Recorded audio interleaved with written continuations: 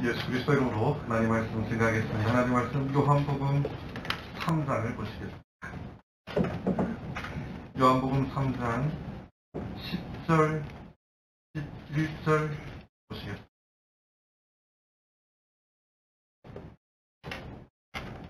요한복음 3장 10절, 11절 보시겠습니다. 10절 예수께서 가라사대 너는 이스라엘의 선생으로서 이러한 일을 알지 못하느냐.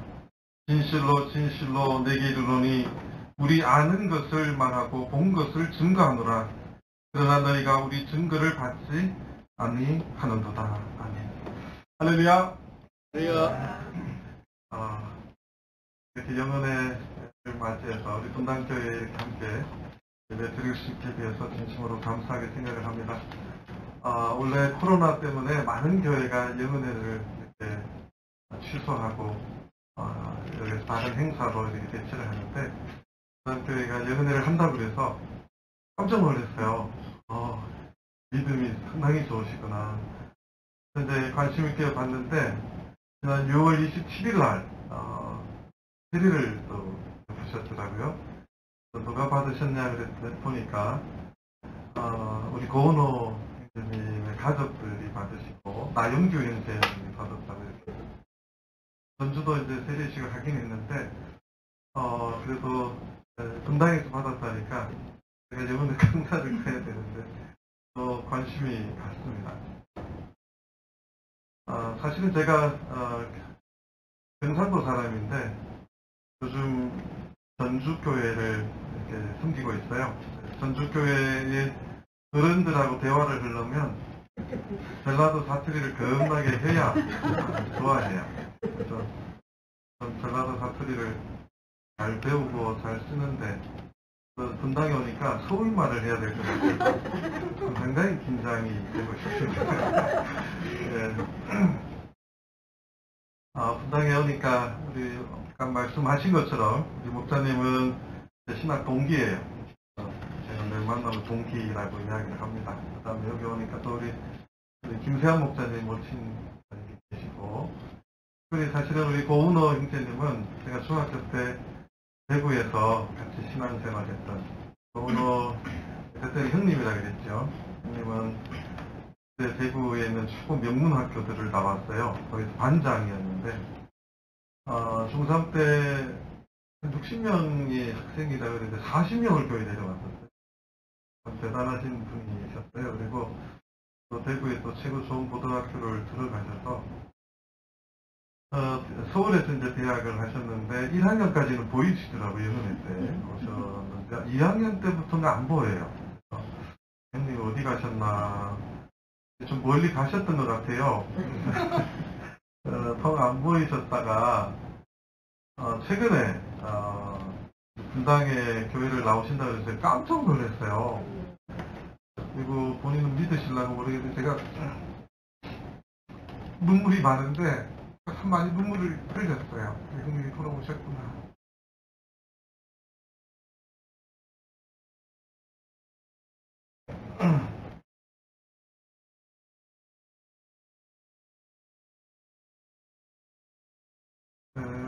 그리고 6월 27일 날 이제 가족들이 세례를 받으셨다 그래서 참으로 감사를 했습니다. 그 다음에 또 우리 김성규 형제님 대방에서 같이 작년 때 신앙생활 할 적에 참 애를 쓰시고 고생 많이 하셨는데 이렇게 분당에 계시고 여기 집사님, 한마 집사님 가족들도 여기 계시고 최근에 제가 아까 김성환 선생님하고 대화를 많이 했는데 서울시 고위공직자로 계시다가 이렇게 저희를 이렇게 만나게 돼서 진심으로 반갑게 생각하고 그리스도 안에서 좋은 교제를 나누실 수 있게 되기를 간절히 바랍니다. 분당에 왔는데 무슨 설교를 할 것인가 이게 저의 큰 숙제였습니다. 그런데 우리 김성규 형제님이 굉장히 편하게 하시라고 그래서 우리 새로 받으신 분들 이렇게 잘 설명할 수 있는 걸 준비해 주셨으면 좋겠다고 그래서 주제를 거의 한두 주 이렇게 기도하면서 생각을 하다가 좀 건방져 보이기는 해요. 네, 주제를 가지고. 왜냐하면 성경에 있는 말입니다. 나도 틀리지 않고 성경에 있는 말인데 이걸 가지고 우리 아는 것을 말하고 본 것을 증거하노라. 이게 누구 말이냐면 예수님 말씀이에요. 전 세계에서 선생님에 대한 예우가 각별한 나라가 있어요. 그게 한국입니다. 사실은 이 유교라고 하는 개념을 가지고 국가를 만들고 성공한 유일한 나라가 조선이에요. 유교라고 하는 공자의 사상이 중국의 사상으로 남아 있었고, 또 공산혁명, 오사혁명이라는 그 혁명에 의해서 모든 공자의 책이 다 펴워져 버렸습니다. 그 개념을 가지고 나라를 완성한, 그것도 500년이라고 하는 긴 역사를 세계적으로 가졌던 유일한 나라가 이 조선이라고 하는 나라예요. 이 조선이라고 하는 유교 개념에서는 군, 사, 부가 일체라고 하는, 그러니까 스승을 아버지 이상으로 생각하게 만드는, 옛날에는 스승의 그림자도 밟지 않았다고 가르쳤거든요. 근데 전 세계에서도 스승을 굉장히 귀하게 생각하는 나라가 이스라엘입니다. 이 이스라엘은 사회 조직이 이 랍비라고 하는 스승의 조직으로 굉장히 중요한, 그러니까 마을의 지도자들이 선생이에요. 그래서 모든 것을 이 선생이라고 하는 사람이 다 상담해주고 가르치고 있는, 그 사회 밑바닥의 근간이 선생을 아주 중요시하는. 그런데 선생이 되려면 모든 성경을 다 알고 있어야 돼요. 외워야 됩니다. 여러분들이 유대인들은 어릴 때부터 성경을 가르치는데 방법은 외우는 거예요. 암송하는 겁니다. 대단한 거죠. 유대인들이 머리가 좋은 것은 어릴 때부터 하나님 말씀을 암송시키고 외우고 스승의 가르침을 아주 소중하게 생각하는 그런 것들이 유대 민족에게도 밑바닥에 깔려 있어요. 근데 한국도 이게 스승을 굉장히 소중하게 생각하는 것은 맞습니다. 근데 오늘 성경에 보면 예수님께서 많은 사람들이 모였을 적에 설교도 하시고, 그런데 이제 한 사람 한 사람 만났을 때의 대화가 몇 군데 나오는데, 그래서 오늘 이 본문이 사실은 굉장히 성경 안에서 중요한 본문이고 의도 있고 의미 있는 본문인데, 예수님께서 사랑의 주님이시고 사랑을 이 땅에 실천하러 오신 분이시고 많은 사람들을 섬기려 자기 목숨까지 내어놓으셨던 분이 이스라엘의 선생이 그것도 모르느냐라고 혼을 냅니다. 이게 우리가 그냥 글자를 받아들이는 건데, 제가 이야기했잖아요. 유대인들에게서 선생은 모르는 게 없어야 돼요. 한국에도 선생 그러면 모르는 게 없잖아요. 저희 와이프도 선생입니다. 집에서 저를 모든 걸 가르치려고 그래요. 여보, 학교에서나 좀 가르치세요. 장난으로 이야기하는데, 유대인들의 선생은 모든 것을 알고 있어야 되는 것이 선생이에요. 근데 지금 예수님께서 지금 공생애의 시작입니다. 이제 갓 30살 된 젊었을 때 예수님께서 네가 어떻게 이스라엘의 선생으로서 이런 것도 알지 못하느냐. 사랑의 예수님께서 남을 질책하시고 혼내시고 계세요. 이건 굉장히 중요한 예수님께서 하지 않는 행동인데, 그렇기 때문에 그 의미를 우리가 깊이 있게 들여다볼 필요가 있는 굉장히 중요한 말씀입니다. 그런데 오늘 본문이 기독교 안에서는 많이 무시당하고 있는 본문이기도 합니다. 왜 그걸 모르느냐? 그럼 알아야 된다는 이야기. 예수님께서 왜 모르느냐 말했으면 그 말 속에는 이거는 분명히 알아야 된다고 하는 이야기입니다. 그것이 10절에 나와 있죠. 예수께서 가라사대, 예수님이 말씀하셨어요. 너는 이스라엘의 선생으로서 이러한 일을 알지 못하느냐. 어떻게 이런 것을 알지 못하느냐. 네가 그런 선생 자격이 있냐. 이제 그런 의미도 있지요. 이 사람으로서는 굉장히 모욕적인 말일 수 있습니다. 그런데 왜 이걸 모르고 있느냐? 이스라엘의 선생이라면 이 정도는 알아야 되지 않느냐? 그리고 말하기를 11절 진실로 진실로 네게 이르노니 우리 아는 것을 말하고 본 것을 증거하노라. 예수님께서 우리라고 말했어요. 여기에 대해서도 이제 교리에 들어가면 좋아하는 분들이 있어요.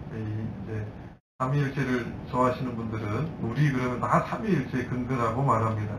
근데 여기에서 우리라고 하는 것은 예수님하고 예수님의 제자를 갖고 우리라고 하는 거예요. 왜냐하면 그 증거는 있습니다. 조금 이따가 제가 결론 부분에 조금 말씀을 드리고요. 예수님께서 나와 나의 제자들, 12제자들은 하나님의 말씀을 아는 것을 말하고 본 것을 증거한다고 말하고 있어요. 예수님께서 옆에 있는 제자들에게 우리라고 하는 것은 여러 가지 영적인 의미가 있어요. 예수님하고의 지금 같은 생각을 가진 자들만이 우리인 거예요. 예수님하고 같은 믿음을 가진 자만이 우리인 거예요. 예수님하고 지금 다른 신앙을 가지면 우리가 아니에요. 그런데 그 예수님께서 그러니까 나와 같은 생각을 가진 우리 옆에 있는 제자들, 12제자들은 우리는 아는 것을 말하고 본 것을 증거한다. 그 증거한 내용이 앞에 있어요. 그런데 너희들은 우리가 한 증거를 받지 아니하는도다. 제가 이렇게 목회를 이제 저도 뒤돌아보니까 세월이 많이 흘렀어요. 세월이 참 많이 흘렀는데 목회를 하고 의외로 이 말씀을 잘 몰라요. 제가 대학교 다닐 적에 기독교 동아리를 했어요. 거기에 목사들이 지금 같이 동아리했던 친구들이 한 20명이 목사입니다. 여기 제일 큰 교회를 하는 서울의 큰 교회 목동에 하는 친구도 있고 사랑이 교회 부목사도 제가 하고 잘하는 분도 있고 한데 대학교 다닐 때 이걸 갖고 많이 싸웠어요. 근데 재밌는 것은 대학교 때는 그렇게 싸웠는데 왜냐면 그 친구가 학생 때 들었던 갖고 싸우고 나는 성경을 가지고 하면 너는 어떻게 이렇게 성경을 잘하냐? 그 다음에 야 누구 성경은 우리하고 같냐? 막 이런 걸 찾아봐요. 야 똑같아. 걱정하지 마. 똑같아. 재밌는 것은 그 친구들이 미국에 유학을 갔다 오더니 무슨 말을 하냐면 야 세례는 네가 말하는 것이 맞다 이러더라는 거예요.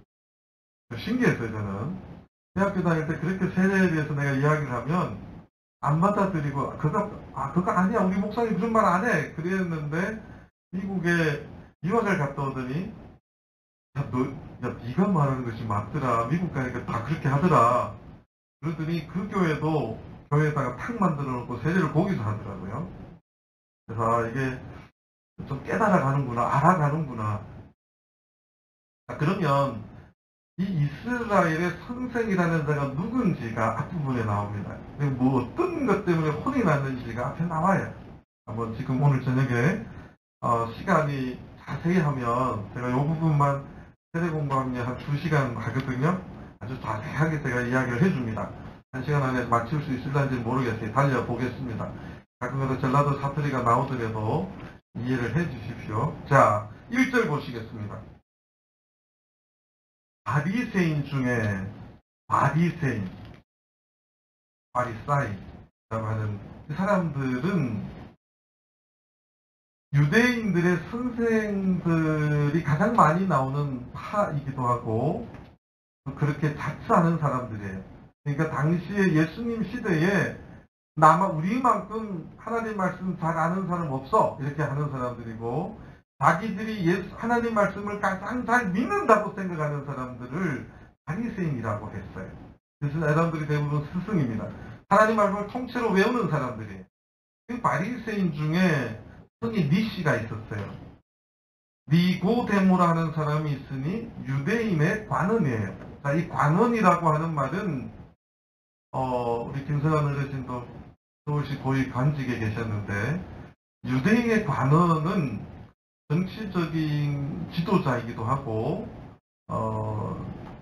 사법적인 권한도 있었고 그 다음에 법원 같은 판결하는 권한도 가지고 있는, 그러니까 굉장히 막강한 권력을 가진 자입니다.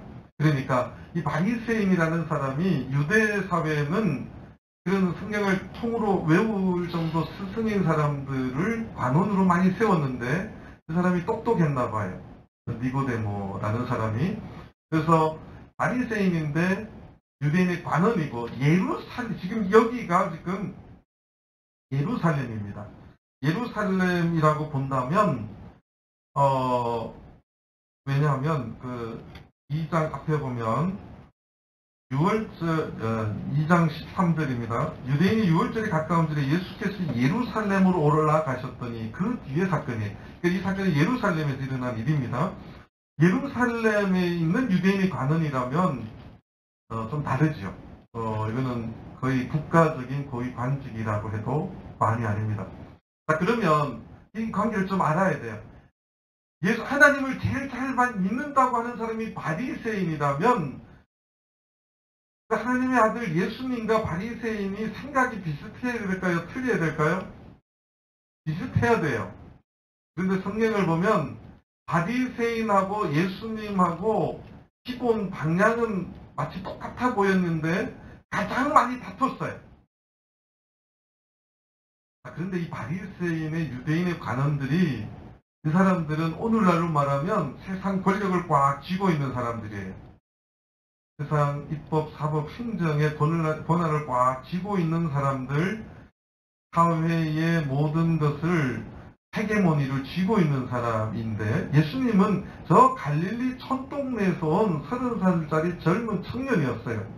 근데 이 청년이 바리새인들, 랍비들, 선생이라고 하는 자들이 말하는 거를 자꾸 반대하게 안티 세력 같은 말을 자꾸 해오고 있는 거예요. 그래서 바리새인들은, 유대인의 관원들은 예수라는 청년을 굉장히 싫어했습니다. 싫어하는 짓거리를 그날 낮에도 했어요. 뭔 말이냐면 2장 앞부분에 보면 예수님께서 그 2장 14절부터 보면요, 성전 안에서 소와 양과 비둘기 파는 사람들과 돈 바꾸는 사람들의 앉은 것을 보시고 노끈으로 채찍을 만드사 양이나 손을 다 성전에서 내어 쫓으시고 돈 바꾸는 사람들의 돈을 쏟으시며 상을 엎으시고 비둘기 파는 자들에게 이르시되 이것을 여기서 가져가라. 내 아버지 집으로 장사하는 집을 만들지 말라. 예루살렘 성전에 가는데 성전에 다들 보면 소가 있고 양이 있고 비둘기 파는 사람들이 있어요. 그 다음에 돈 바꾸는 사람들이 있어요. 성전에 원래 그런 게 없었어요, 구약에. 근데 신약에 예수님 시대에 성전에 가보니까 예루살렘에, 아니 이게 뭐 외양간도 아니고 소나 개는, 아니 개는 없네요. 소나 양, 비둘기가 있어요. 이게 왜 그러냐면 이스라엘 사람들은 1년에 남자들 반드시 3번을 가야 되는데 갈 적에 제사 드릴 제물을 가지고 가야 돼요. 그 제물 중에 제일 큰 것이 소예요. 소 바칠 경제적인 능력이 안 되면 양을 바칠 수 있었어요. 양도 못 바치면 비둘기를 바칠 수 있었어요. 유대인들은 집에 비둘기를 많이 키웠어요. 그런데 비둘기조차도 집에 없으면 산비둘기, 산에 가서 비둘기를 가지고 와서 바칠 수 있었어요. 그런데 조건은 뭐냐면, 예를 들어서 소나 양이면 1년 된 흠없는 수소가 돼야 돼요. 조건이 있어요. 몇 년 된? 1년 된 흠없는 수컷 또는 암컷, 이런 걸 지정돼 있어요. 제사마다. 근데 중요한 것은 흠이 없어야 돼요. 근데 이제 시골에서 농사하는 분이 하나님께 귀하게 제물을 드리자고 양을 데려오고 있는데 중간에 다치기도 하고 집에서 키우던 거 가져가니까 뭐 깨끗하지 않고 이러겠죠. 똥하고 이럴 수 있죠. 예루살렘에 가면 성전에서 흠이 있나 안 있나를 제사장과 레위인들이 봅니다. 보는데 문제가 뭐냐면 그 사람들이 사회 헤게모니를 쥐고 있다 그랬잖아요. 트집 잡는 거예요. 이거 흠이 있네. 가져가시오. 나 이까지 왔는데 어떻게 이거를 안 된다고 합니까? 흠이 있으니까 안 된다고. 왜냐하면 흠이 있나 없나를 제사장이 판결하게 돼 있어요. 그러니까 그럼 어떻게 하면 되느냐 하면 요 뒤통이로 모퉁이 돌아가면 거기 성전에서 합격해준 소가 있으니까 그거 사가지고 그 합격해준 양이 있으니까 그거 사가지고 바치라고 해요. 근데 시중에는 양 한 마리가 40만 원이면 고기 가면 얼마냐 하면 60만 원인 거예요. 성전이 세계론이가 있는 조직에서는 돈이 올라와야 돼요. 힘을 부리는 거죠. 그러니까 성전이 예수님 시대의 성전이 해상판이 돼버렸어요. 나쁘게 말하면 개판이 된 거예요. 그런데 아무도 말을 할 수 있어요, 없어요?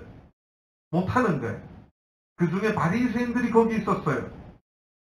그래서 소나 양과 비둘기 파는 사람, 돈 바꾸는 사람들이 뭐냐면, 이것도 설명하려면 좀 긴데, 이스라엘의 디아스포라는 자들, 유대인인데 숙박 때문에 주변 나라로 막 흩어진 자들이 있었어요. 한국도 일제시대 때 피해서 만주로, 간도로, 일본으로 심지어 다 흩어져 가서 지금도 대만에 가면 한국 사람 그때 오는 사람들도 있고 필리핀에 가도 있다고 그러고 막 그래요. 얼마나 불쌍합니까? 유대인들도 이제 그 핍박 여러 가지 때문에 다 흩어진 자들이 예를 들어서 사도행전 2장에 보면 흩어진 자들 중에 로마까지 간 자들이 있었어요. 로마에서 제사드리러 이스라엘로 와야 돼요. 양을 끌고 와야 돼요. 이거는 한 달, 두 달이 아니라 석 달 거리예요. 석 달을 양을 가져오면 내 먹는 양식을 짊어지기도 바쁜데 소가 많이 먹을까요? 사람이 많이 먹을까요? 뭐지 않았을까? 아니. 키워보셨어요? 그 여물을 다 싣고 오려면 이게 장난이 아닌 거죠. 그래서 로마에 살던 사람은 로마 돈을 가지고 예루살렘까지 와요. 그러면 돈을 바꿔주는 일을 밖에서 하는데 꼭 공항에 가면 환율이 비싸요? 좋아요? 성전에 가면 더 비쌌어요. 그러니까 밖에 가서 돈 받고 온 거를 인정을 안 해주는 거예요. 여기 와서 바꾸라는 거죠. 이런 것들이 성전 안에 있었어요. 예수님께서 이걸 다 어떻게 했어요? 엎어버렸어요.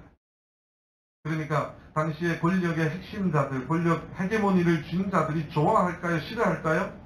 싫어하는 거죠. 그래서 그 사건이 2장 그날 있었어요. 그런데 이 3장 2절을 보면 그는 누구냐면 이름이 고데모고 성이 니시예요. 이 고데모가 그가 밤에 예수님께 와서 가로되 밤에 찾아옵니다. 왜? 유대인들도 한국하고 습관이 비슷해요. 손님으로 가려면 항상 언제 가는 게 이냐면 낮에 가야 돼요. 근데 이 사람이 밤에 찾아왔어요. 왜 밤에 갔을까요? 바리새인하고 예수님하고는 적대 관계예요. 사이가 안 좋아요. 그 다음에 성전에 저거 아닌데 하는데도 말하면 잡아가고 말하면 꼬투리 잡아서 괴롭히니까 아무도 말 못하는 시대에 예수님께서 얼마나 당차고 열정이 뜨거웠으면 그걸 다 엎어버렸어요. 예루살렘이 그날 발칵 뒤집혔을 거예요. 어떤 놈이냐? 누구냐? 알아보니까 갈릴리 시골에 있는 예수라고 하는 젊은 친구가 그 짓거리를 했다. 야, 얘 알아봐. 이렇게 됐을 거예요.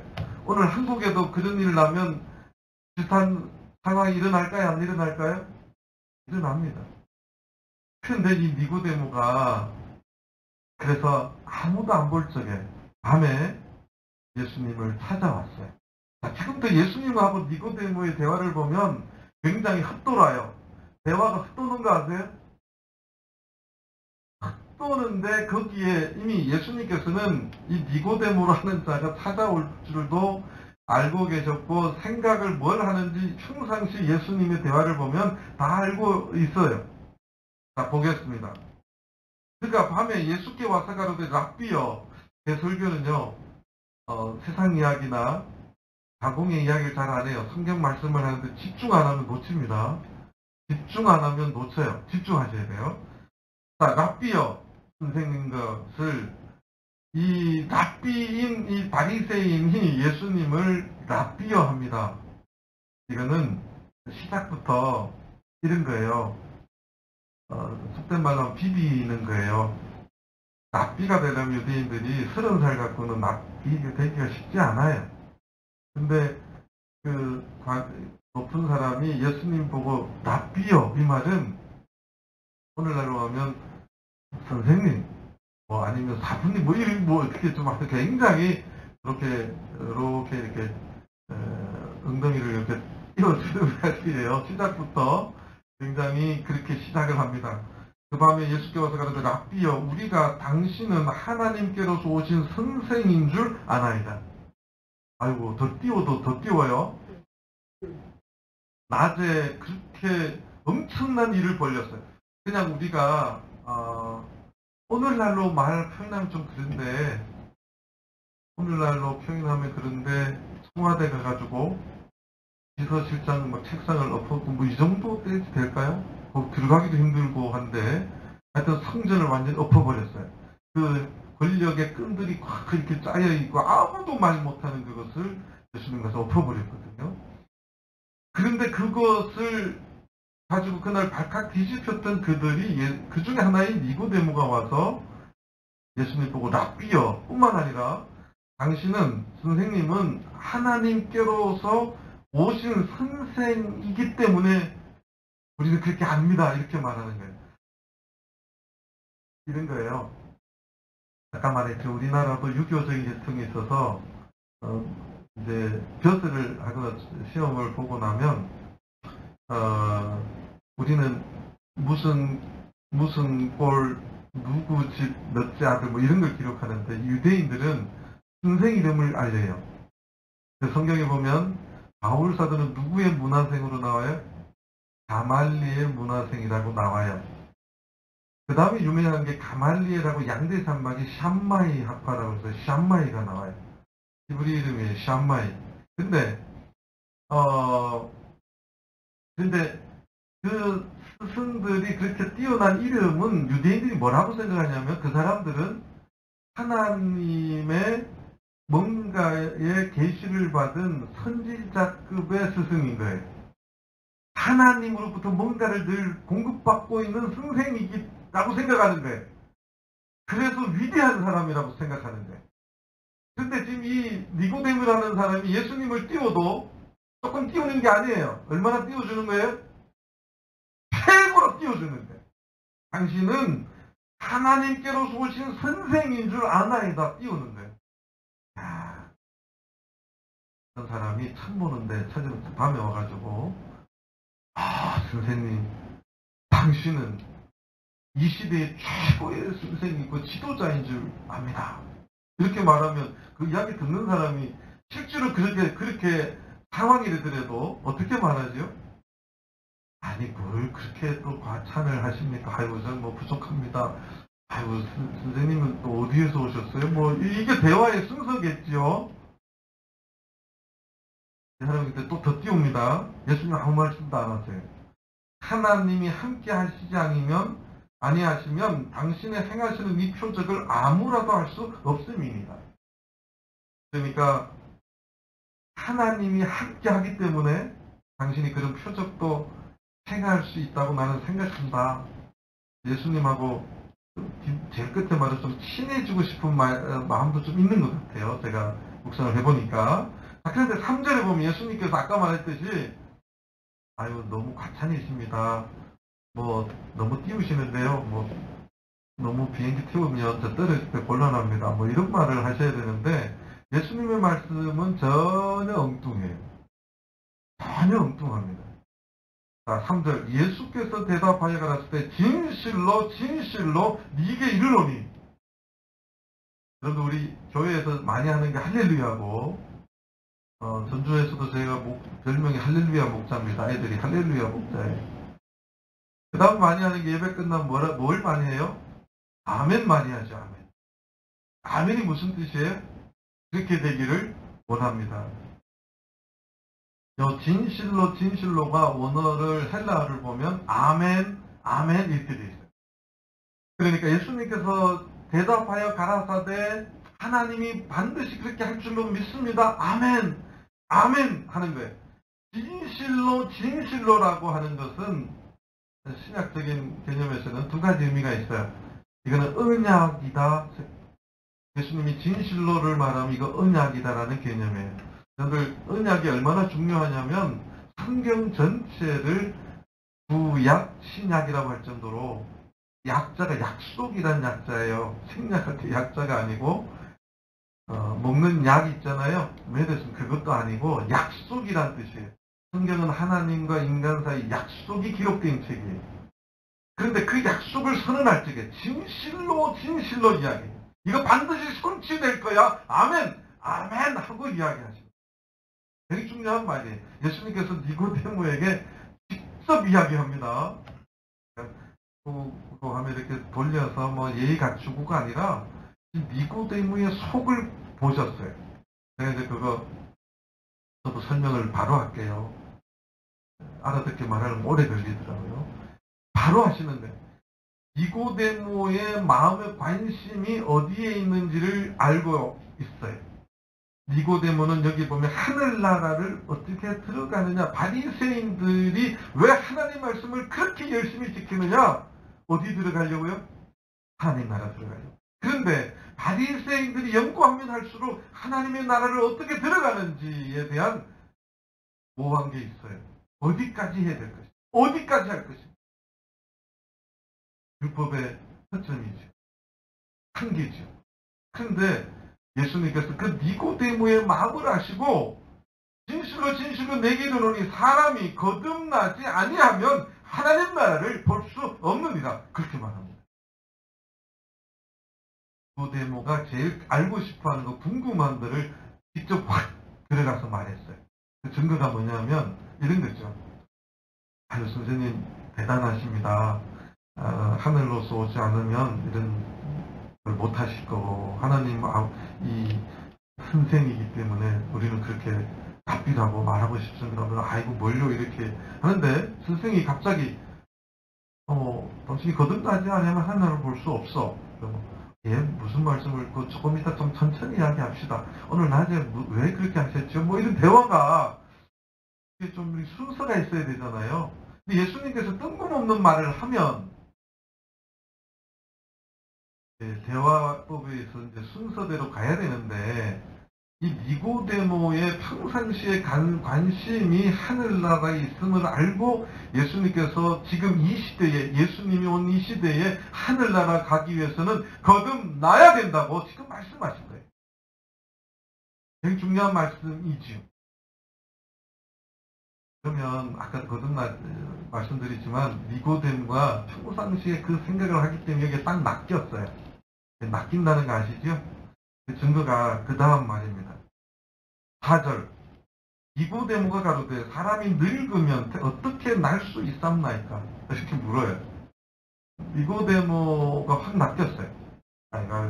당신은 답비요, 당신은 그 하늘로서 오신 선생인 줄 아나이다 이렇게 말 꺼냈는데 느닷없이 예수님께서 하늘나라에 대해서 이야기하고 거듭나야 된다고 하니까 말의 순서가 없이 예수님이 말한 거에 탁 낚여가지고 예? 거듭난다고요? 이러는 거죠. 그래서 여기에 보니까 사람이 늙으면 어떻게 날 수 있냐 이게 거듭 태어난다는 말. 우리가 어머니 뱃속에서 한번 태어났잖아요. 거듭 태어난다. 또 어머니 뱃속에 또 들어가서 내가 태어날 수 있을까? 보통 이걸 이제 한자어로 중생이라 그래요. 중자가 좀 재밌는 글자예요. 중공업 할 때의 중자는 무거울 중자예요. 그런데 중복할 적에 반복할 때 중자, 중복은 거듭 중자. 한자어는 같아요. 한자는 똑같습니다. 근데 뜻이 발음은 똑같은 중자인데 뜻이 두 개가 있어요. 거듭나는 건 무거울 중자. 중공업은 무거울 중자. 같은 그 한자인데 중생이라고 그럽니다. 거듭 태어나는 것을 예수님이 말씀하니까 니고데모가 탁 낚여가지고 어떻게 거듭나지요? 4절에 어떻게 사람이 늙으면 어떻게 날 수 있었나이까? 두 번째 모태에 들어갔다가 날 수 있었나이까? 아니 거듭 태어나라고 하니까 어머니 뱃속에 내가 이만큼 컸는데 또 이렇게 나이가 들었는데 어떻게 어머니 뱃속에 타임캡슐을 타고 들어가서 뭐 만약 40살이면 40년 전에 돌아가서 엄마 뱃속에 응애하는 아기로 또 태어날 수 있느냐? 불가능하지 않느냐? 이렇게 질문을 하는 거예요. 그러면 거기에서 예수님께서 뭐 가능하다 안 가능하다 뭐 이렇게 말을 해야 되잖아요. 예수님 또 이어서 이야기합니다. 5절 예수께서 대답하시되 진실로 진실로 내게 이르노니 사람이 물과 성령으로 나지 아니하면 하나님 나라에 들어갈 수 없느니라. 하나님 나라에 들어가는 것이 오늘날 예수님을 믿는 예수 믿는 모든 성도들의 궁극적인 목적이고 본질입니다. 그럼 우리가 왜 교회 다니느냐? 죽어서 그냥 땅에 묻히는 걸로 끝나는 게 아니라 하늘나라를 가고 싶어서 예수를 믿는 거예요. 오늘 이 자리에 분당교회 성도님들 하늘나라를 천당이라고도 하고 천당 밑에가 분당이라면서요. 분당교회 성도님들 다 어디 가자고 예수 믿는 거라고요? 분당요? 예, 천당 가려고. 네, 천당 가려고. 가면서 저 뒤에 보니까 대방동에 있을 때 보신 자매님이시고 아들이네. 여기 계시네. 대방보다 분당이 낫지. 천당 위치니까. 네. 하늘나라 가자고 예수 믿는 거예요. 이 땅에 하나님을 거명하고 하나님을 믿겠다는 분들의 궁극적인 목적은 하늘나라 가는 것이 목적이고 하늘나라 가지 못한다면은 교회 다니는 의미가 굉장히 필요 없어요. 무의미한 거예요. 예수님께 지금 하늘나라 가려면 물과 성령으로 나지 아니하면 하나님 나라에 들어갈 수 없다고 말합니다. 엄청난 말이죠. 고대모가 예수님을 떠보러 왔어요. 이 친구가 젊은 놈이 어떻게 겁도 없이 예루살렘에 와서 성전에 그 모든 행위범이 돼 있고 다 질서가 잡혀 조직이 있는 것을 엎을까? 이놈이 어떤 놈일까? 찾아왔는데 예수님의 말에 완전히 압도당했어요. 이 진실이. 누구든지 진실로 진실로 내게 이르노니 사람이 물과 성령으로 나지 아니하면 하나님 나라에 들어갈 수 없느니라. 이거 누구 말이에요? 예수님 말씀이에요. 땅에 잘 알아야 돼요. 예수님 말씀보다 더 힘 있는 사람이 있어요. 켈빈이라는 사람이. 이러면 좀 싫어할 수도 있는데 예수님 말씀과 이 땅의 모 종파의 말이 충돌이 되는데 예수님 말씀은 없애고 그 사람 말씀을 더 중요하게 생각할 많은 사실이 돌려야 되는데 지금 세상이 그러고 있어요. 성경은 너무나 정확하게 하늘나라에 들어갈 수 없다라고 누가 말했냐면 예수님이 말씀했어요. 굉장히 중요한 거죠. 자, 제가 빨리 하고 있어요. 좀 따라오는지 모르겠어요. 제가 다른 저희 본교에서는 더 자세히 제가 설명을 합니다. 이걸 마치 드라마 보듯이. 자, 6절을 보겠습니다. 물과 성령은 뭐냐? 또 물과 성령으로 나는 것은 뭐냐? 좀 다릅니다. 자, 육으로 난 것은 육이요. 성령으로 난 것은 영이니. 우리가 어머니 뱃속에서 태어나는 것, 그것은 육이라는 거예요. 그런데 우리가 물과 성령으로 난 것, 물과 성령으로 나는 것, 그러니까 그렇게 나는 것은 영이라고 하는데, 전주교회에 오면 많은 분들, 성도님들, 어떤 분들이 많이 물어요. 목사님 전주교회 가면 참 바쁘시죠? 예, 바빠요. 좋지요. 그래서 저는 작은 교회 더 좋아합니다. 이야기를 하는데요. 제 꿈은 아주 시골 교회, 신도 딱 요 정도 되는 교회 목회하는 게 제 꿈이었어요. 안 믿을 줄 모르는데 진짜입니다. 얼마나 가족 같아. 이렇게 살고, 자주 만나서 같이 식사도 하고.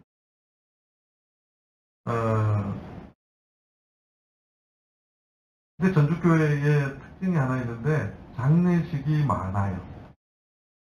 60세 이상 된 신도님들이 한 60에서 이게 정확하게 카운팅이 안 돼요. 왜냐하면 요양원에 계속 들어가세요. 요양원에 계시는 분들 다 합치면 80명 정도 돼요. 그러니까 장례식이 지난달에, 요번 달에도 있었고 지난달에도 있었고 계속 장례식이 있어요. 장례식에 가서 제가 늘 읽는 성경 구절이 있어요. 찾아보겠습니다. 고린도전서 15장을 보시겠습니다.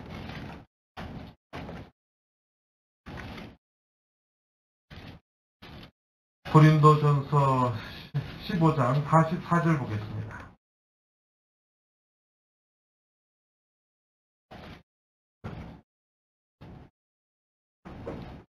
육의 몸으로 심고, 고린도전서 15장 44절입니다. 육의 몸으로 심고. 이게 무슨 말이냐면 우리가 태어나는, 엄마 뱃속에 태어나는 것, 그게 육의 몸이에요. 그 다음에 신령한 몸으로 다시 사나니. 근데 우리가 하늘나라 가는 사람들은 하늘나라의 이 신령한 몸으로 다시 태어나야 돼요.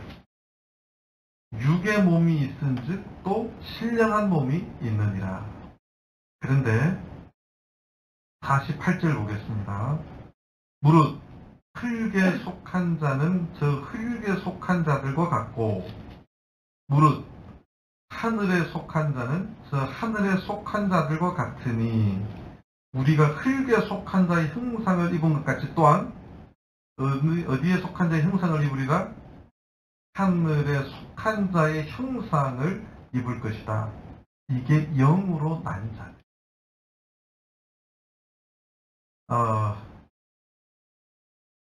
이 땅은 다 흙에 속한 자들, 흙에 속한 자의 형상을 갖고 있어요. 그런데 물과 성령으로 거듭나면 우리는 하늘에 속한 자의 형상을 입는 거예요. 하늘에 속한 자의 형상을 입고 그 신령한 몸으로 우리가 하늘나라에 다시 살아갈 수 있어요. 그래서 거듭남의 이 의미가 굉장히 중요한데, 우리가 물과 성령으로 거듭난다 말을 되게 많이 하는데, 알고 보면 우리가 하늘의 형상을 입는 거고, 새롭게 영적인 존재로 성령으로 난 것은 영이니 영적인 귀한 존재가 되는 거예요. 쉽게 말하면 이 땅에 살아가지만 물과 성령으로 거듭나야 하늘나라 들어가잖아요. 물과 성령으로 거듭나는 것은 하늘나라 가서 할 일입니까? 이 땅에서 할 일입니까? 이 땅에서 해야 될 일이에요. 이 땅에서 해야, 비록 우리가 숨 쉬고 살아가는 것은 안 믿는 사람하고 똑같아요. 우리 김혜영 여사님, 저희 집사람 이름은 발음이 똑같아요. 제 집사람은 은혜했어요. 혜영이에요. 세례 받고 나서 뭔가 변한 게 있던가요, 몸에? 그냥 옷만 벌렁 젖었죠, 뭐. 그죠? 근데, 세례 받았다고 뭔가 변화가 된 건 없어요. 근데, 하늘나라에서는 놀라운 신령한 옷을 새로 입은 거예요. 그리스도로 옷 입는 거예요. 그리고 그것이 신령한 존재로. 왜냐하면 물과 성령으로 거듭나지 아니하면 네가 누구든 간에 하늘나라를 갈 수 있다고요, 없다고요? 갈 수가 없어요. 그것이 오늘날 교회의 본질입니다. 제가 이제 시리즈로 쭉 이야기할 거예요. 초대교회는 어떻게 전도를 했는지 보면 이게 그렇게 중요했구나. 설명해야 될 게 너무 많아가지고 그 다음 뭘 설명해야 될지 조금 그러겠는데요. 그래서 7절에 보면 내가 네게 거듭나야 하겠다는 말을 키 여기지 말라. 교회 와서 자꾸 물로 세례받아야 됩니다. 세례받아야 됩니다. 그 말 키 여기지 말라는 거예요. 그 말 하는 것이 당연하다고요? 안 당연하다고요? 당연하다. 그게 교회여야 된다. 그렇게 사도행전을 보면 그게 나타나는 거예요. 자, 그런데 8절에 보니까 바람이 임의로 불면 네가 그 소리를 들어도 어디서 오며 어디로 가는지 알지 못하나니 성령으로 난 사람은 다 이러하니라. 이 말뜻이 어디로 나서 어디로 오며 어디로 가는지 바람이 알지 못하듯이 성령으로 난 사람이 다 이러하다. 바람이라고 하는 것이 사실 순간순간 불기 때문에 우리는 그냥 바람이 왔구나 이 정도 아는 것처럼 어디로 가는지 모르듯이 성령으로 난 사람도 세상 사람들하고 특별하거나 여기에 뭔가 이렇게 동그란 게 뭐가 있거나 하면 어디로 가는지 보이잖아요, 내가. 근데 또 이 영적인 존재가 죽어서 어떻게 가는지 사람 눈에는 안 보인다는 거죠. 그런데 하나님의 말씀대로 반드시 하나님의 약속의 성취에 따라서 하늘나라는 들어갔는데 세상 사람들 눈에는 바람이 어디가 되는지 세상 사람들하고 똑같이 그냥 그렇게 보이지는 않지만 하나님의 말씀은 반드시 성취됨을 말씀하는 거예요. 그래서 그런데 9절에 보니까요. 니고데모가 대답하여 가로되 어찌 이러한 일이 있을 수 있나이까. 니고데모가 성경을 하나님의 말씀 구약을 통으로 외우는 정도의 사람이라고요? 아니라고요?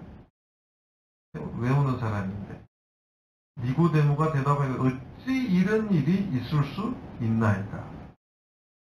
이런 말을 했어요. 어찌 이런 일이 있을 수 있느냐. 그럴 때 예수님께서 10절 가라사대 너는 이스라엘의 선생으로서 이러한 일을 알지 못하느냐. 손을 내는 거예요. 성경에 이야기는 전 찰빈도 깔병도 이야기를 해요. 성경을 신구약을 꽉 짜면 예수님 피가 뚝뚝 떨어지고 핵심을 십자가라고 이야기를 해요. 그 십자가의 의미에 대해서는 말을 못해요. 그냥 십자가인 거죠.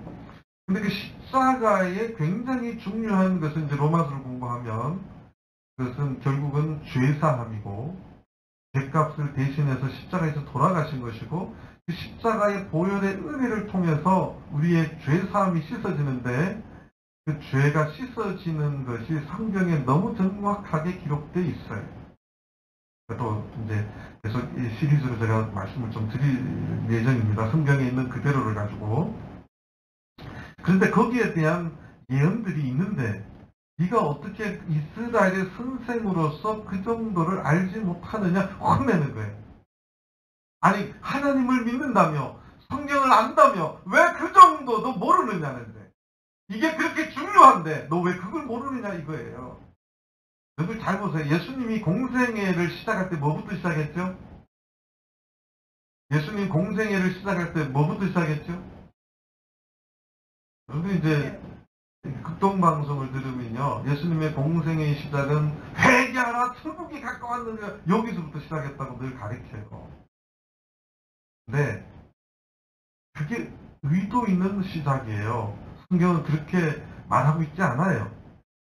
자, 예수님의 공생의 시작이 가장 잘 기록되어 있는 게 마태복음인데 마태복음을 보시겠습니다.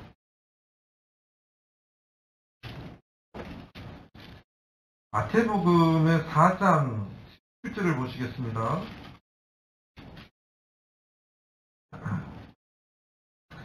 이때부터 예수께서 피로서 전파하여 가라사대 회개하라 천국이 가까웠느니라 하시더라.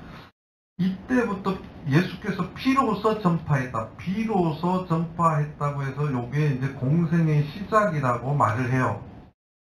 근데 예수님의 공생의 시작은 선포하고 전파한 것은 여기서부터 전파했지만 예수님의 공생애의 첫 시작은 어디서부터냐? 성경은 너무나 정확하게 말하고 있어요. 4장부터 보면요. 4장부터 보면 예수님께서 40일을 밤낮 금식했어요. 예수님의 공생애의 시작은 금식하시고 4장 3절에 보면 시험하는 자가 누구예요? 사단이었죠? 마귀가 예수님을 몇 가지를 통해 시험했어요? 3가지로 시험했어요. 이것도 공생에 들어가는 거예요. 예수님이 40일 금식한 것도 공생에 들어가고 사탄에게 시험받는 것도 들어가고 그 다음에 회개하라 천국이 가까웠느니라 하시고 18절부터 예수님께서 12제자를 부르세요. 그런데 이거보다 더 공생에 먼저 시작한 게 있어요. 예수님께서 그 요단강가에 가서 세례 요한에게 세례부터 받고 시작했어요. 자, 3장에 보면 3장 1절부터 그때 세례 요한이 이르러 유다 강내에 전파해 가라도 회개하라 천국이 가까웠느니라 세례 요한이 카메라에 비춰지고 그 다음에 13절 보시겠습니다. 이때에 3장 마태복음 3장 13절 이때에 예수께서 갈릴리로서 요단강에 이르러 요한에게 세례를 받으려 하신데 요한이 말려가라도 내가 당신에게 세례를 받아야 할 텐데 당신이 내게로 오시나이까 예수께서 대답하여 가라사대 이제 허락하라 우리가 이와 같이 하여 모든 의를 이루는 것이 합당하니라 하신데 이 요한이 허락하는지라 예수께서 뭘 받으시고요? 음에 답답하네. 세례를 받으시고 곧 물에서 올라오실 때 하늘이 열리고 하나님의 성령이 비둘기같이 내려 자기 위에 임하심을 보시더니 예수님이 세례를 받을 때 하늘이 열렸다고 되어 있어요. 본어에는 하늘이 찢어졌다고 되어 있어요. 그런데 하늘이 찢어졌다는 말은 엄청난 말이에요. 하나님께서 이 땅의 일을 이것은 나하고 굉장히 중요한 일임을 선언하고 비치거나 그 뜻을 전할 때 하늘을 찢으셨어요. 예수님께서 공생의 출발을 세례를 받으시는데 하늘이 어떻게 반응하느냐? 하늘이 찢어졌어요. 열렸어요. 이 일은 하늘하고 연결된 일이야. 그걸 지금 보여주는 거예요. 여러분 하늘이 열리는 거 보셨어요? 이제 마지막 하늘이 열릴 때는 뭐 하는 날이에요? 주님 재림하는 날이에요. 세상 끝이에요. 예수님께서 공생의 첫 출발은 뭘 하실 때부터요? 세례받을 때. 세례받으시고 40일 금식하시고 사단에게 시험받으시고 회개하라 천국이 가까웠느니라 드디어 말로 선포하시고 제자들을 부르기 시작했어요. 너희들이 이제 사람을 낳는 어부가 되라. 이렇듯 성경은 예수님의 세례의 출발을 굉장히 중요하게 하늘이 찢어졌다고 열렸다고 말해요. 우리 땅에서 어떤 일을 해봐야 하늘이 열리는지. 하늘이 열렸다는 것은 엄청난 신호예요. 하나님이 이 일은 중요한 일이고 아주 엄청난 일이야. 그걸 보여주시는 거예요. 자, 그런데 다시 요한복음으로 돌아올게요. 요한복음은 그럼 예수님 세례에 대한 이야기가 없나요? 있어요. 자, 오늘 요한복음 3장부터 이야기했죠. 자, 요한복음 1장 26절을 보시겠습니다. 요한이 대답하되 나는 물로 세례를 주거니와 너희 가운데 너희가 알지 못하는 한 사람이 있었으니 그게 누구냐면 예수님이에요. 20절 곧 내 뒤에 오시는 그이라 나는 그의 신들매 풀기도 감당치 못하겠노라 하더라. 자, 33절 보시겠습니다. 29절에 보면 이튿날 요한이 예수께서 자기에게 나오심을 보고 가로되 예수님께서 이제 나오죠. 그래서 33절 보면 나도 그를 알지 못하였으나 나도는 누구냐면 세례 요한이에요. 세례 요한이 지금 말하는 거예요. 나도 그를 예수님을 말해요. 나도 그를 예수님을 알지 못하였으나 나를 보내어 세례 요한이 광야에서 외치는 선지자였거든요. 나를 보내어 선지자를 파송하는 분은 하나님이세요. 나를 보내어 물로 세례를 주라 하신 그이가 물로 세례 요한을 요단강가에 가서 세례를 주라고 파송한 사람이 누구지요? 하나님이세요. 지금 세례 요한이 내가 왜 요단강에 가서 세례를 줬냐면 하나님이 나보고 가서 세례를 주라고 해서 가서 줬다는 거예요. 여러분들 말라기의 마지막 그 엘리야를 나타내는 사람이 바로 이 세례 요한이 하나님을 대표했던 그 선지자, 예표됐던 선지자가 세례 요한이에요.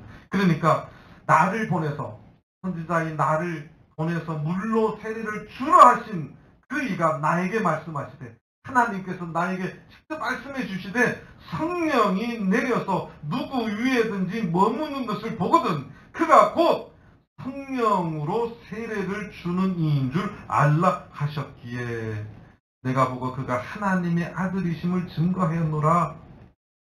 자, 요때 지금 1장 26절에서 33절 사이에 예수님의 세례를 받은 장면은 설명되어 있지 않은데 예수님이 요한이 저 사람이 하나님의 아들 예수님 메시아인 것을 증거하는 것은 세례를 줄 적에 성령이 어떤 사람 머리에 임하는 걸 보면 그가 곧 그러니까 세례요한에게 세례받으러 계속 사람이 와요.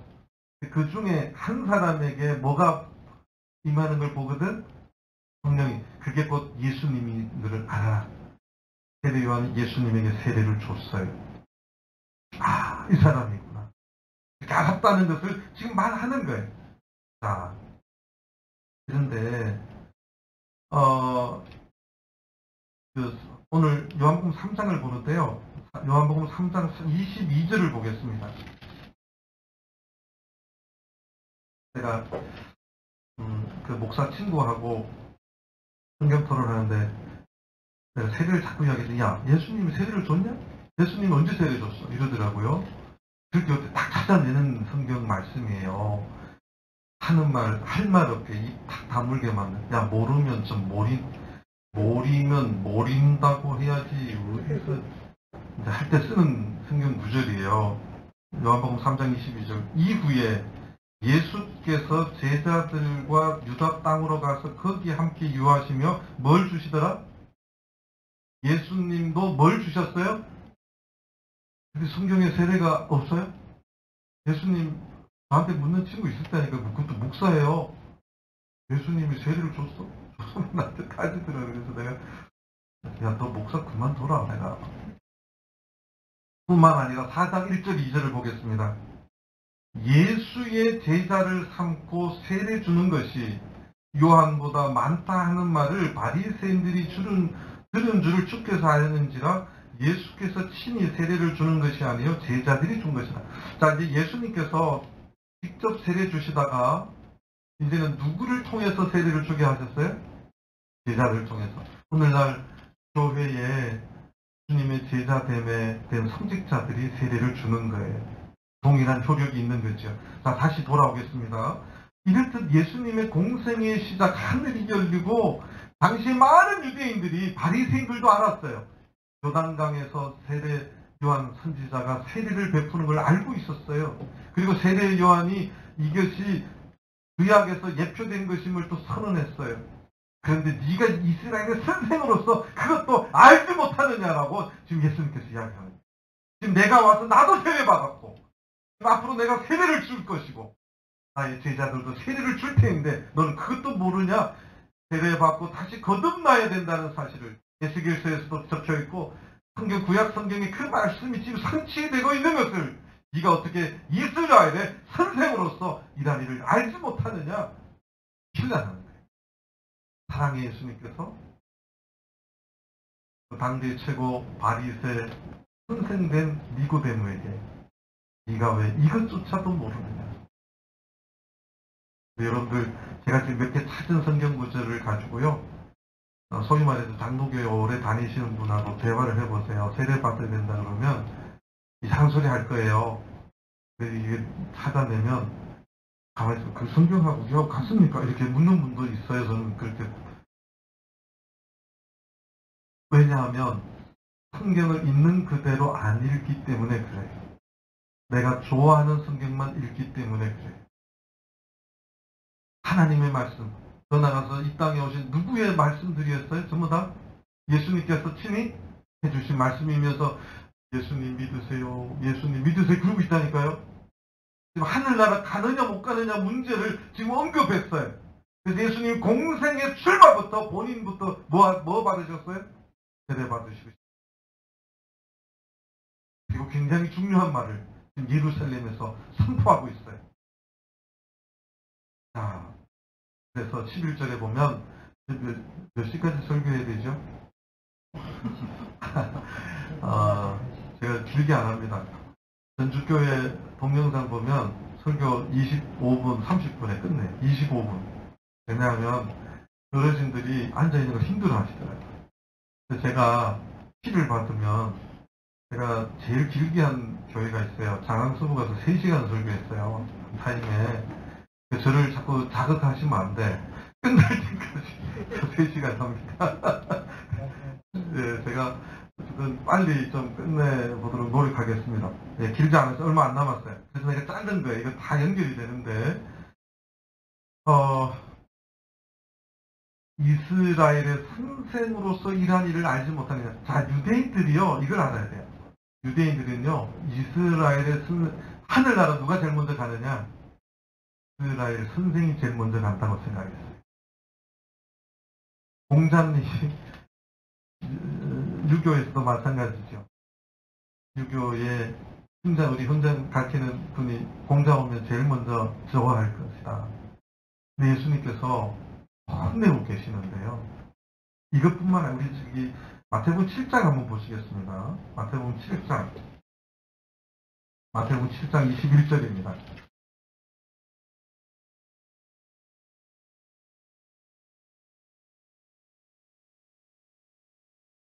마태복음 7장 21절 나더러 주여 주여 하는 자마다 천국에 다 들어갈 것이 아니요 다만 하늘에 계신 내 아버지의 뜻대로 뭐 하는 자라야? 행하는 자라야 들어가리라. 이거 누가 해주신 말씀이에요? 예수님이 해주신 말씀. 오늘날 교회 가면 많이 하는 게 있어요. 충성기도 하기 전에 주여 삼창하시고 다 같이 기도하시겠습니다. 그러면 주여 뭐 하잖아요. 아무리 주여 주여 크게 외쳐도 주여 주여 외친다고 천국에 들어가는 것이 아니라 다만 하늘에 계신 내 아버지의 뜻대로. 아버지의 뜻은 세례받을 때 하늘이 열렸어요. 하늘이 반응했어요. 하늘이 엄청난 반응을 했다니까요. 이 지구상에 무슨 일이 있을 때 하늘이 반응하던가요? 하늘이 찢어지던가요? 예수님 세례받을 때. 그 세례를 예수님 지금 증거하고 있어요. 그래서 우리는 아는 것을 말하고 본 것을 증거한다. 이 우리라고 하는 것이 자꾸 이제 삼위일체 하시는 분들은 이게 삼위일체 증거다. 이런 걸 이제 구약 성경에 하나님이 이제 우리가 우리 형상을 가지고 우리 거기에서 구약 성경에 우리라는 말은 존엄 군주 존칭이라고 하기도 존엄의 존칭을 하고 해요. 이제 저는 히브리어 공부하면서 참 놀라는 게 한국말하고 너무너무 비슷해요. 우리는 my father, 나의 아버지를 뭐라 그러죠? 우리 아버지야. my wife도 뭐라 그래요? 우리 마누라야. 뭔 소리야? 네 마누라지 왜 우리 마누라야? 이게 무슨 말인지 이해가 안 돼요? my mother. 또 한국말은 뭐라 그래요? 친구 우리 엄마야. 문법으로 돼요 안 돼요? 이거 말이 돼요 안 돼요? 안 되죠. 근데 왜 우리 쓰죠? 히브리어에도 굉장히 존칭할 적에 극존칭이 복수를 써요. 극존칭을 복수를 써요. 이거 제 이야기 아니에요. 여러분 인터넷 찾아보면 다 나와요. 근데 요 신약에서 우리라고 하는 말은 헬라어인데요. 헬라어는 히브리 말에 그런 이 극존칭의 복수 형태가 없어요. 헬라어는 굉장히 정확해요. 그러면 왜 여기에 우리라고 썼느냐? 요한복음 2장을 보시겠습니다. 같은 요한복음 2장. 요한복음 2장 2절. 제가 지금부터 찾는 것은 지금 예수님하고 누구 같이 다니고 있느냐? 제자들이 이미 같이 다니고 있음을 보여주려고 하는 거예요. 요한복음 2장 2절. 예수와 그 제자들도 혼인에 뭘 받았더라? 가나의 혼인잔치. 예수님의 최초의 이적 기사를 행한 것이 가나의 혼인잔치지요. 그때 예수님 혼자 갔어요? 누구랑 갔어요? 제자들과 갔죠. 자, 그 다음에 2장 12절을 보시겠습니다. 그 후에 예수께서 그 어머니와 형제들과 또 누구들과? 제자들과 함께 가버나움으로 내려가 거기 여러 날 계시지 아니하니라. 유대인이 유월절이 가까운데 예수께서 예루살렘으로 올라가셨더라. 예루살렘으로 올라가셨는데 혼자 가셨을까요? 누구랑 가셨을까요? 예수 목사님 좀 근거를 갖고 말해주세요. 근거를 알려드릴게요. 22절. 이후에 예루살렘에 계셨다가 이후에 예수께서 누구들과 유대 땅으로 가요? 그러니까 예루살렘에 올 때는 같이 왔다는 표현이 없어요. 예루살렘에 왔다가 유대 땅으로 돌아갈 적에 누구랑 돌아갔다고 되어 있어요? 22절. 예수께서 누구들과? 제자들과 유대 땅으로 가서 거기 함께 유하며 세례를 주시더라. 지금 이미 요한복음 2장 2절부터 예수님과 누구랑 같이 동행하고 있어요?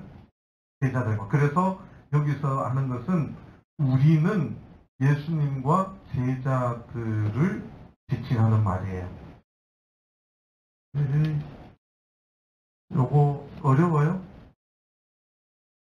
그래서 자, 요거 조금 그런데 자, 시간이 이제 된 것 같은데요. 12절을 마지막 좀 보겠습니다.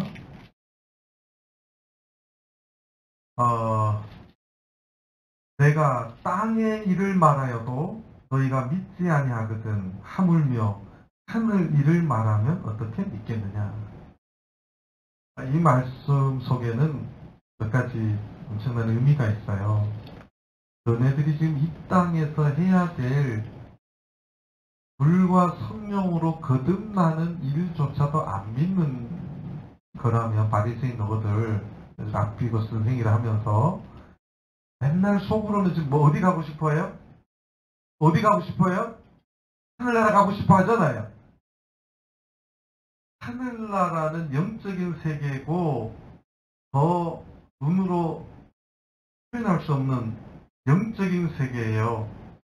그거는 알고 싶어 하면서 이 땅에서 해야 될 일조차도 하나님 말씀을 듣지 않는다면 하늘나라 일을 말하면 네가 믿겠느냐? 나더러 주여 주여 하는 자마다 하늘나라에 들어갈 것이 아니에요. 하늘에 계신 누구의 뜻대로? 아버지의 뜻대로 해야 들어가요. 하늘나라로 가고 싶어 하면서 이 땅에서 하기 참 편한 거죠. 돈 들어가는 거 아니에요. 돈 안 들어가요. 그 세례, 물과 성령으로 거듭나는 것조차도 믿지 않는다면 하늘나라를 이야기한들 뭔 소용이 있겠냐는 거예요. 그 믿으나 지겠냐는 거예요.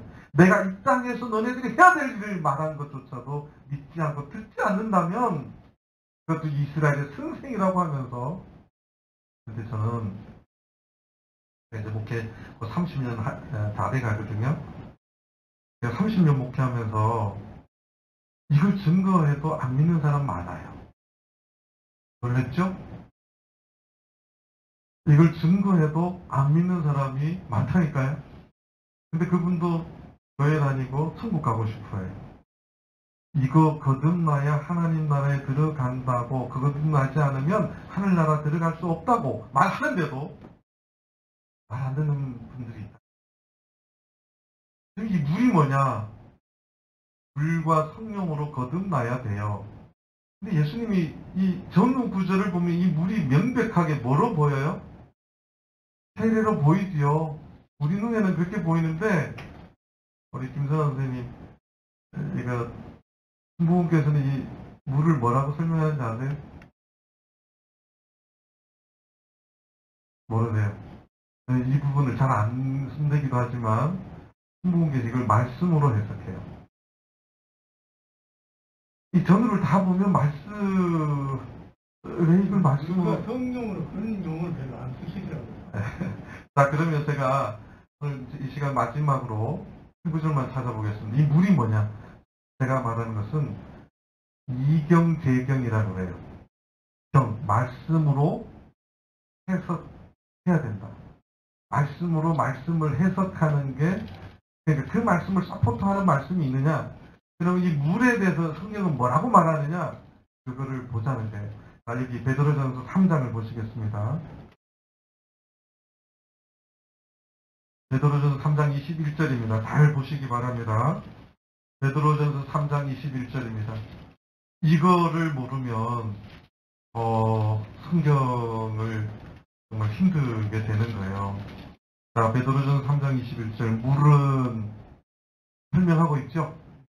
물은 예수 그리스도의 부활하심으로 말미암아 이제 너희를 구원하는 편이 곧 뭐라고요? 세례라. 물은 예수 그리스도의 부활하심으로 말미암아 이제 너희를 구원하는 편이 곧 세례라고 성경은 분명하게 말하고 있어요.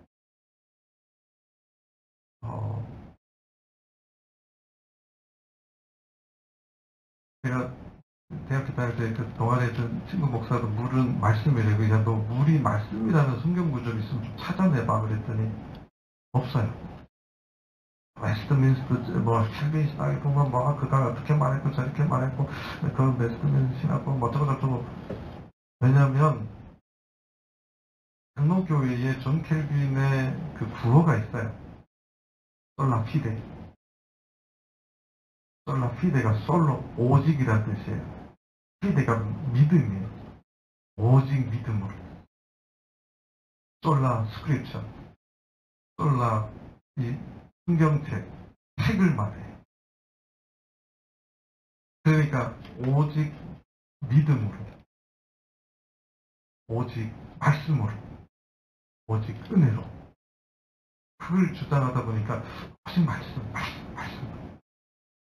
그러다 보니까 물을 말씀으로 해서. 내가 서포터하는 성경에 명확한 구절이 있느냐? 못 찾아내요. 없어요.